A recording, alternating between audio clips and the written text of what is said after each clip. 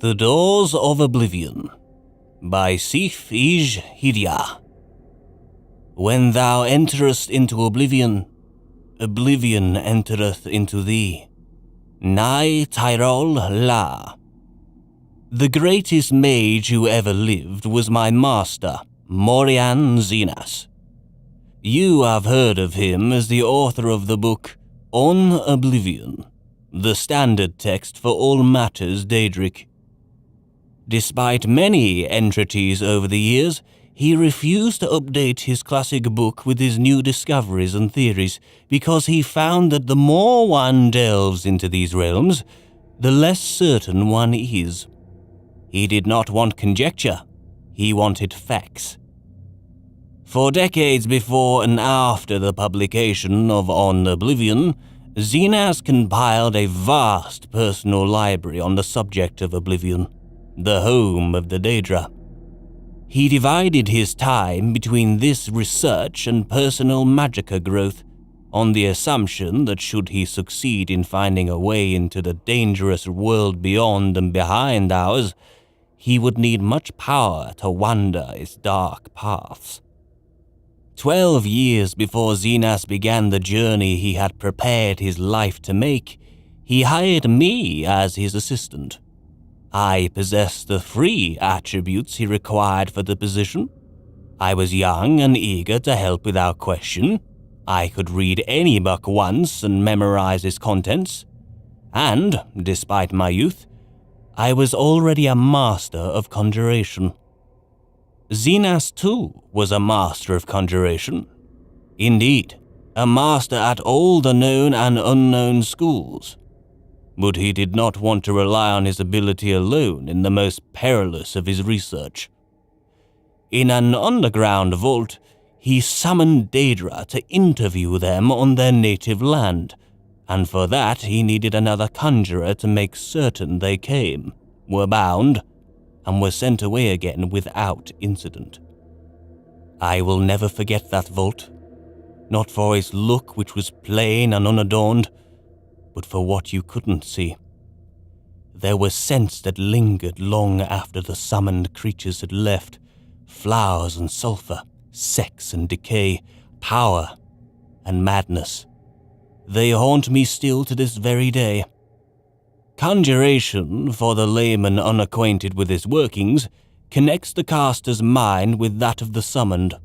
It is a tenuous link, meant only to lure and hold, and dismiss, but in the hands of a master, it can be much stronger.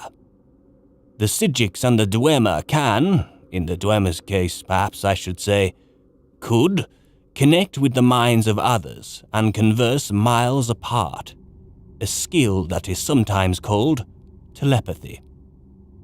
Over the course of my employment, Zenas and I developed such a link between one another. It was accidental, a result of 2 powerful conjurers working closely together, but we decided that it would be invaluable should he succeed in traveling to Oblivion.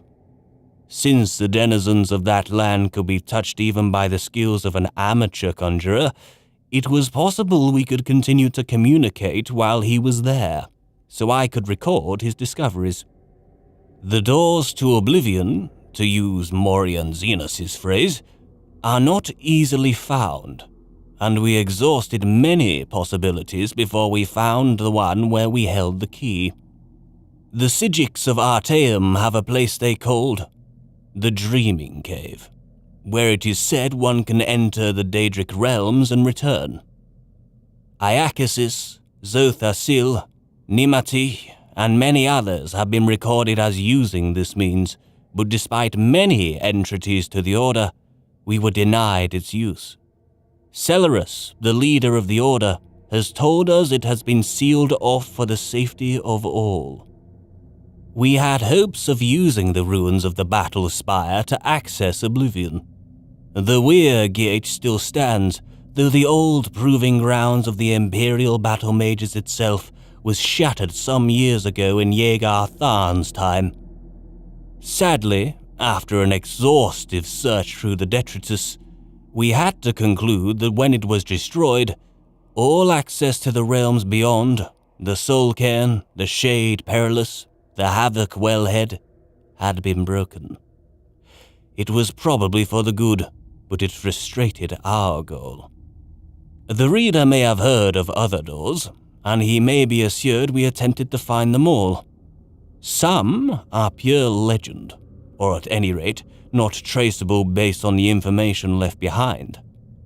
There are references in lore to Maruk's Abyss, the Corrington Mirror, the Matalan Crux, the Crossroads, the Mouth, a riddle of alchemical formula called Jacinth and the Rising Sun, and many other places and objects that are said to be doors, but we could not find.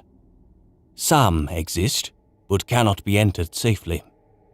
The whirlpool in the Abyssian called the Maelstrom of Baal can make ships disappear, and may be a portal into Oblivion, but the trauma of riding its waters would surely slay any who tried. Likewise, we did not consider it worth the risk to leap from the Pillar of Thras, a 1,000-foot-tall spiral of coral, though we witnessed the sacrifices of sloths made there. Some victims were killed by the fall, but some, indeed, seemed to vanish before being dashed on the rocks. Since the slough did not seem certain why some were taken and some died, we did not favor the odds of the plunge. The simplest and most maddeningly complex way to go to Oblivion was simply to cease to be here and begin to be there. Throughout history, there are examples of mages who seem to travel to the realms beyond ours, seemingly at will.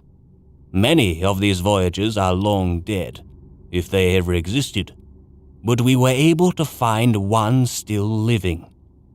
In a tower off Zephyr Bell Bay on the island of Vardenfell in the province of Morrowind, there exists a very old, very reclusive wizard named Devaith Fair.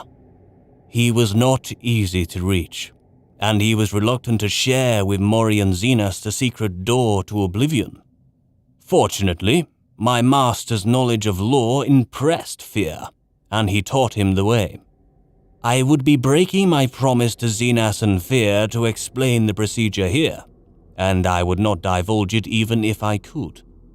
If there is dangerous knowledge to be had, that is it.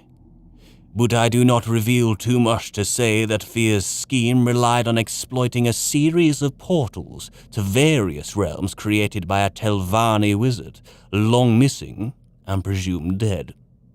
Against the disadvantage of this limited number of access points, we weighed the relative reliability and security of the passage, and considered ourselves fortunate in our informant. Morian Zenas then left this world to begin his exploration. I stayed at the library to transcribe his information and help him with any research he needed. "Dust," he whispered to me on the first day of his voyage. Despite the inherent dreariness of the word, I could hear his excitement in his voice, echoing in my mind. "I can see from one end of the world to the other in a million shades of grey. There is no sky or ground or air, only particles, floating, falling, whirling about me. I must levitate and breathe by magical means." Zenas explored the nebulous land for some time, encountering vaporous creatures and palaces of smoke. Though he never met the prince, we concluded that he was in Ashpit, said to be the home of Malakath, where anguish, betrayal, and broken promises like ash filled the bitter air. "The sky is on fire," I heard him say as he moved on to the next realm. "The ground is sludge, but traversable. I see blackened ruins all around me, like a war was fought here in the distant past. The air is freezing. I cast blooms of warmth all around me, but it still feels like daggers of ice stabbing me in all directions." This was Cold Harbor, where Molag Bal was prince.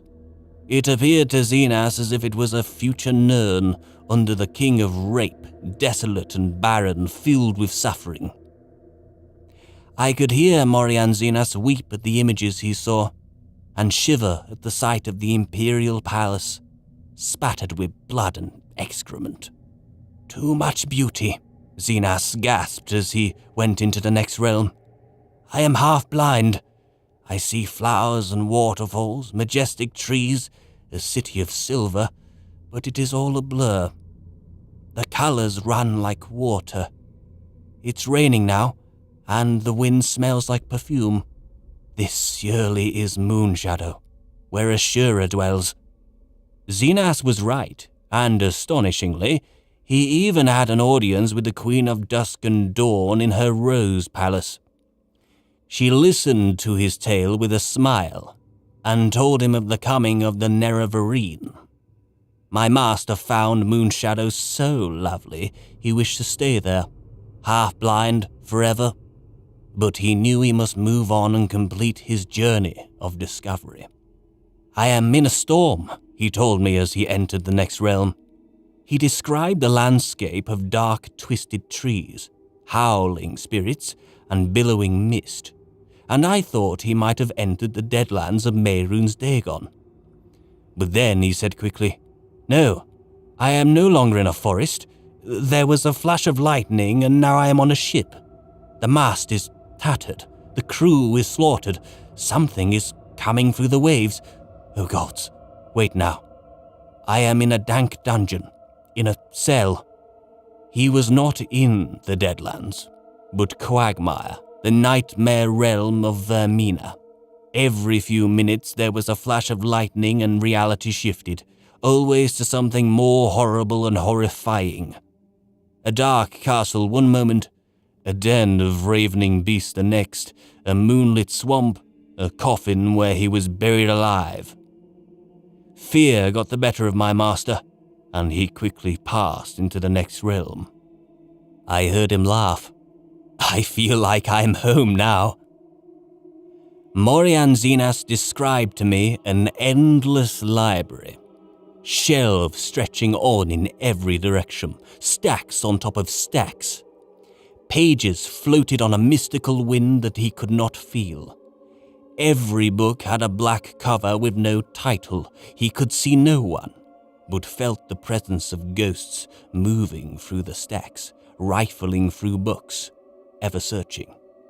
It was Apocrypha, the home of Hermaeus Mora, where all forbidden knowledge can be found. I felt a shudder in my mind, but I could not tell if it was my master's or mine. Morianzinas never traveled to another realm that I know of. Throughout his visits to the first 4 realms, my master spoke to me constantly. Upon entering Apocrypha, he became quieter, as if he was lured into the world of research and study, the passions that had controlled his heart while on Nirn. I would frantically try to call to him, but he closed his mind to me. Then he would whisper, This cannot be. No one would ever guess the truth. I must learn more. I see the world, a last illusion shimmer. It is crumbling all around us. I would cry back to him, begging him to tell me what was happening, what he was seeing, what he was learning. I even tried using conjuration to summon him as if he were a Daedra himself, but he refused to leave. Morianzinas was lost. I last received a whisper from him 6 months ago. Before then, it had been 5 years, and 3 before that. His thoughts are no longer intelligible in any language. Perhaps he is still in Apocrypha, lost but happy, in a trap he refuses to escape. Perhaps he slipped between the stacks and passed into the madhouse of Sheogorath, losing his sanity forever. I would save him, if I could. I would silence his whispers, if I could.